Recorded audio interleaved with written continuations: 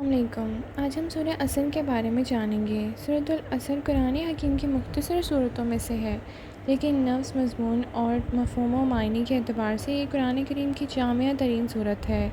قرآن کریم کتاب ہدایت ہے اور اس میں انسان کی نجات، کامیابی اور فوز و فلاح کا جو راستہ دکھایا گیا ہے وہ نہایت اختصار ہے، لیکن جامعیت کے ساتھ اس چھوٹی سی صورت میں بیان فرمایا گیا ہے۔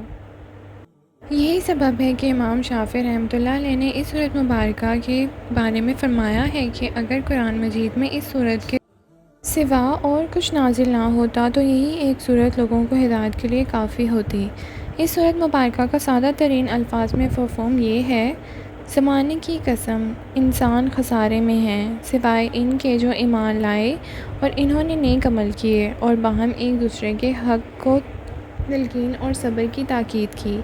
اس صورت مبارکہ میں اللہ تعالیٰ نے انسان کی اصل کامیابی اور ناکامی کا معیار پیش کیا ہے اور انسان کو متنبہ کیا ہے کہ ان کی حقیقی کامیابی کا معیار زر اور زمین، دنیاوی حیثیت و جاہت، اقتدار، دبدبہ، جاہ جلال، نام نمود اور عزت و شہرت نہیں، بلکہ اس کی پیش نظر اصل کامیابی وہ ہونی چاہیے جو ان کے اخروی نجات کا سبب بنے۔ اللہ تعالیٰ نے اس صورت مبارکہ میں انسانی فوز و فلاح اور نجات کے لیے 4 شرائط پیش کی ہیں۔ اس کی پہلی شرط ایمان ہے، دوسری شرط عمل صالحہ، تیسری شرط توسیع بالحق اور چوتھی شرط توسیع بالصبر۔ جس انسان میں یہ 4 چیزیں موجود نہ ہوں وہ ناکام و نامور اور خائب و خاسر ہے، چاہے وہ دنیا میں کتنا صاحب اقتدار اور صاحب ثروت کیوں نہ ہو۔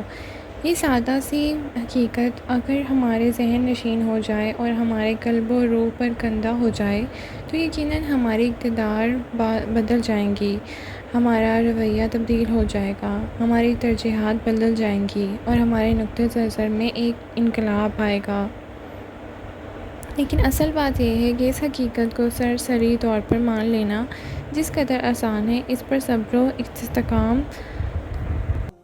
کے ساتھ دل کا استحکام اتنا ہی مشکل ہے۔ دوسری طرف یہ بھی ایک اٹل حقیقت ہے کہ لوازم نجات کے حوالے سے جو تاکیدی اسلوب اس صورت مبارکہ میں اختیار فرمایا گیا ہے، اس سے صرف نظر کرنے کی کوئی ادنیٰ سی گنجائش بھی موجود نہیں ہے۔ عصر کا اصل مفہوم تیزی سے گزرنے والا زمانہ ہے۔ قرآنی اصطلاح میں خسران کا مطلب کوئی معمولی گھاٹا نہیں، بلکہ مکمل تباہی اور بربادی ہے، جو قرآن کریم میں فوز و فلاح اور رشد و ہدایت کی کامل ضد کی حیثیت سے جا بجا استعمال ہوئی ہے۔ ایمان کا اصل مفہوم دل و زبان سے اللہ تعالیٰ کی وحدانیت، اس کے جملے صفات کا اقرار کرنا اور اس کے تمام انبیاء کرام علیہ السلام، آسمانی کتابیں، ملائکہ، بعث بعد موت اور حشر و نشر میں پختہ یقین اور ایمان رکھنے کے ہیں۔ ایمان اور عمل صالحہ کا چولی دامن کا ساتھ ہے۔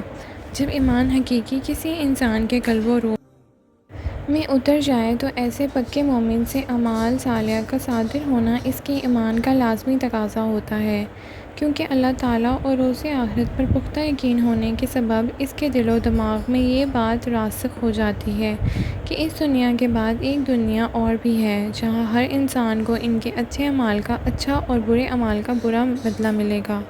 جس طرح ایمان اور عمل صالحہ لازم و ملزوم ہیں، بالکل اسی طرح توسیع بالحق اور توسیع بالصبر بھی لازم و ملزوم ہیں۔ توسیع بالحق کا مطلب یہ ہے کہ ہر اس بات کا اقرار و اعلان کرنا اور ہر اس چیز کی دعوت و تلقین کرنا جو مبنی پر حق ہے۔ اسی سمت میں جب حق بات کو لے کر ایک بندہ مومن سے عملاً نافذ کرنے کی سعی شروع کرتا ہے تو اسے ہر سو باطل قوتوں کی طرف سے مزاحمت کا سامنا کرنا پڑتا ہے۔ اسی لیے کہ حق کی دعوت کو دنیا میں بالعموم برداشت نہیں کیا جاتا اور یوں حق بات کو پھیلانا اور اس کی عملی تنقید کے لیے اہل حق کو سیسہ پھیلائی ہوئی دیوار کی طرح صبر و استحکامت کا پیکر بننا پڑتا ہے۔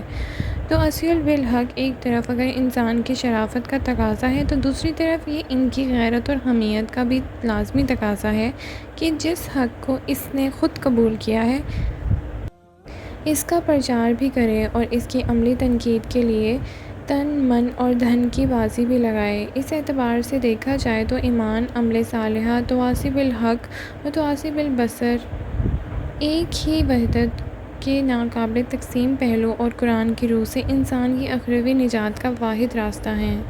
یہ سورج جب کے لیے بہت مفید ہے، یعنی اس سورت کو محبت کے حصول کے لیے بھی پڑھ سکتے ہیں۔ کسی کے دل میں محبت پیدا کرنے کے لیے روزانہ 7 دفعہ پڑھیں اور دعا کریں۔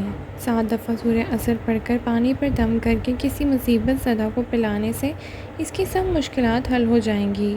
بعد نماز فجر روزانہ اس سورت کو 11 مرتبہ پڑھنے سے انسان کو حق پر رہنے اور مصیبتوں میں صبر کرنے کی توفیق پیدا ہوتی ہے، انشاءاللہ۔